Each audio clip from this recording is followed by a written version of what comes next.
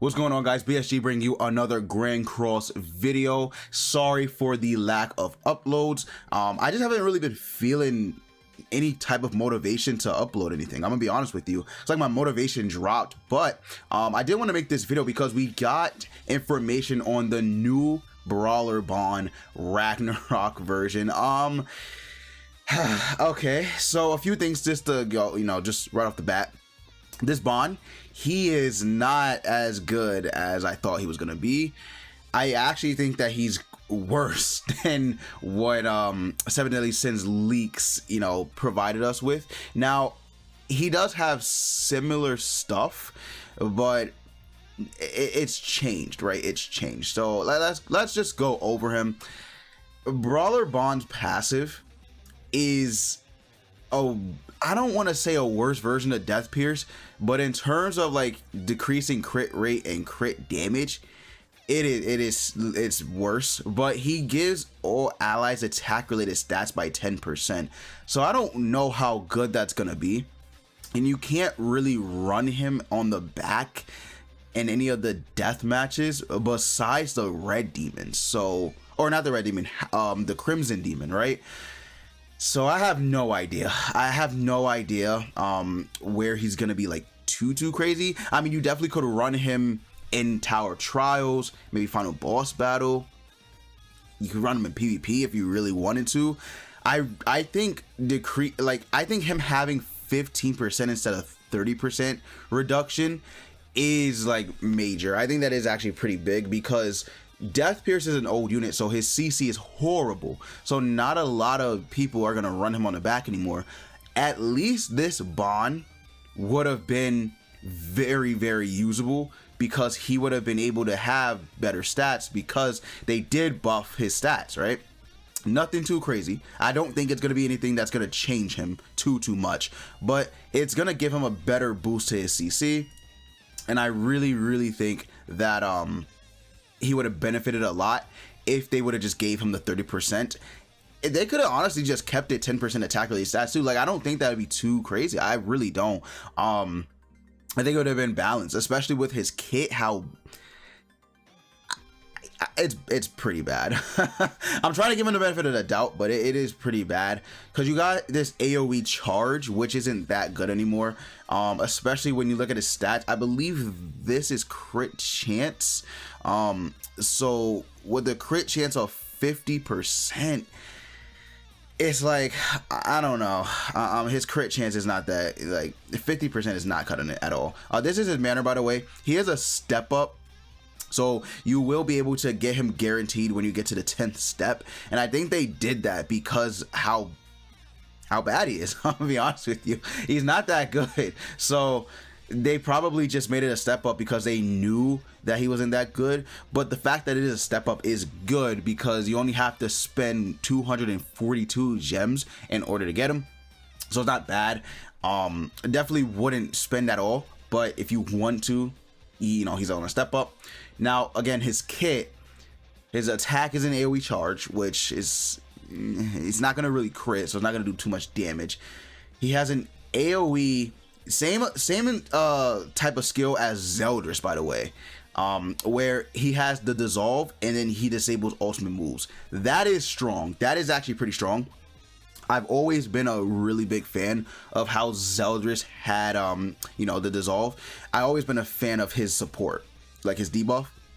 But the problem with it is that it needs to be ranked 2 or higher for it to restrict ultimate moves, which, I mean, that's not too bad.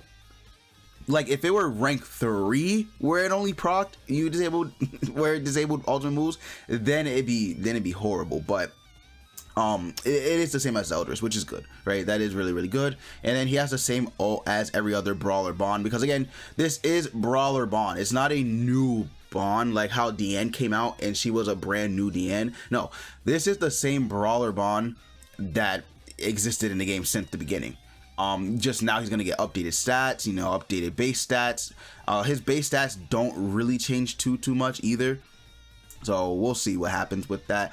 I don't think he's gonna, again, I don't think it's gonna change him overall. I just think it's gonna make him a lot better, right? I think it's gonna make him much better than what he is now currently in the game. But the thing about Bond, right? The thing about this Bond is that he is meant to be a support. I think he is meant to be a backline unit. They did the same thing with Zeldris, right? When Zeldris first dropped, his passive was like not what it was now. His passive was, I believe it was it? I think it was 2%. I think it was 2%. Give me a second. Yeah, it might have been 2% before he got buffed.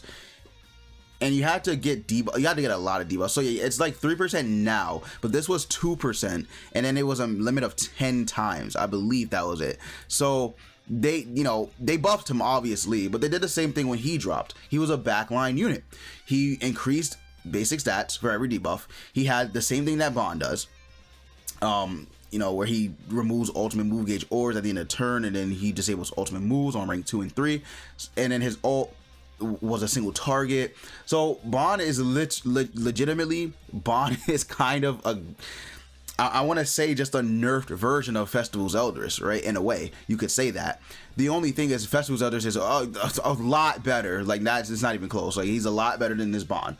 But the thing that Bond has over him is that he does just like basically increase attack related stats by 10%. That is good. He also decreases crit chance and crit damage by 15%. And pierce rate, I don't know if that's like the craziest, but you can make some interesting combos, because I can already see people, maybe they'll use him with Valenti. I can see that happening because Valenti reduces pierce rate, and then you have him reducing pierce rate and crit chance and crit damage. You could use him with Sario Grace, which will allow you to actually yeah, if you use him on the back and then you combine him, you use someone with the new Sario's Grace, you actually could do a lot of stuff. Okay, that's actually pretty interesting. Okay, that's cool. So I could see a couple of interesting builds with this Bond, but overall it's like, you know, he's meant to be on the back. You know, right? He has no damage really. He has a support, which is the same as Zeldris, and then his ult decreases ultimate move gauge orbs, which is similar to Gother, really similar to Gother.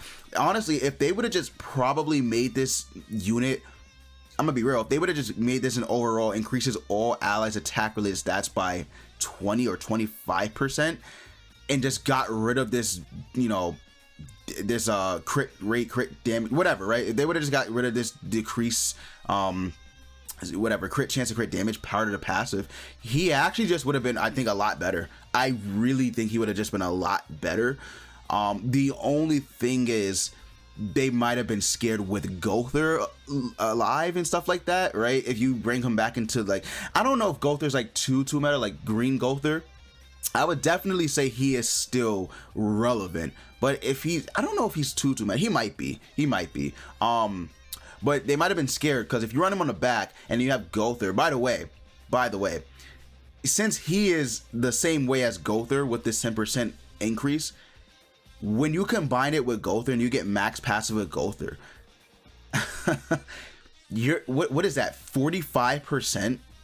Yeah, it's legitimately 45% to all allies attack related stats if you build Halloween Gother up completely. That's crazy. That is actually crazy. When you think about it like that, then it becomes like, whoa.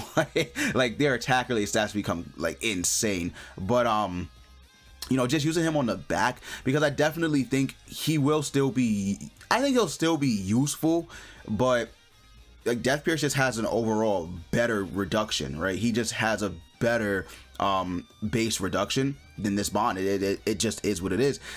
And then we'll see if this 10% attack related stats buff is a good trade-off rather than him just decreasing it by 30%. We'll see. We'll definitely see.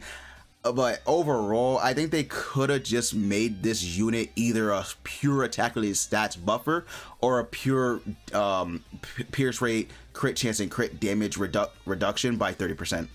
I really feel like they could have just went those ways instead of combining it. But again, I'm not gonna bash completely on it, because it definitely can help. Definitely can help. I do think his kit is not that good, especially him having charge. would him having Sever AoE be better? I don't know. Because again, they did buff his stats, right? Because I believe this is crit chance. I don't think his crit damage got buffed. Yeah, I don't think his crit damage got buffed. I believe this is crit. I think this is crit resistance and crit defense. I think so, and I think, is this lifesteal? It might be. I think this is lifesteal. Can we check actually real quick? Because if we just go to the bonds and brawler bond, let's just go to green, I guess. Yeah, okay. So his crit damage actually didn't get touched. His lifesteal did. Okay, so they buffed his lifesteal to 10. Okay. Recovery rate not really that crazy. Regen, did they touch his regen? Is this his regen? No, that's it. No, I'm stupid. That's his crit chance. I just said that. That's his crit chance. So yeah, this is crit resistance and crit defense then. Okay. That's still not good. It's not actually not good at all, but I mean, it's better than 0. Definitely better than 0. I'm not gonna lie. And then his pierce rates was 10, now it's 40. Okay. And then his resistance, is this actually, is that his resistance? That might be his resistance.